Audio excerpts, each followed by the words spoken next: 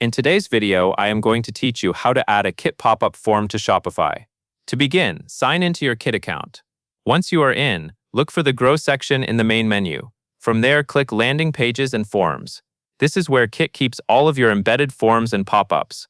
Find the pop-up form you want to add to your Shopify store and select it so you are viewing the form details. Next, you will publish the form and copy the code Kit provides. Click Publish and Kit will generate a JavaScript code snippet for your pop-up. Carefully copy that full snippet. Make sure you copy everything Kit gives you, because leaving out even a small part can prevent the pop-up from loading correctly. Now switch over to Shopify. Log into your Shopify admin, then go to Online Store and choose Themes.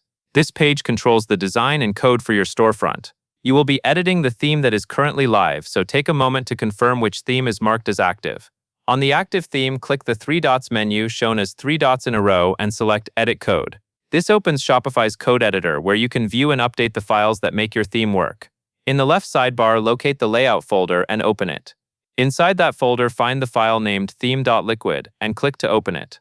This file is important because it is loaded across your store pages, which makes it the right place to add a site-wide script like a pop-up form. Once theme.liquid is open, scroll all the way toward the bottom of the file. Look for the closing body tag, which appears as al_body. Paste your Kit JavaScript code immediately before that closing tag. Placing it here helps the rest of the page load first, and then allows the pop-up script to run properly. Finally, click Save in the editor. After saving, your Kit pop-up form is now connected to your Shopify theme and can appear on your storefront based on the settings you configured in Kit.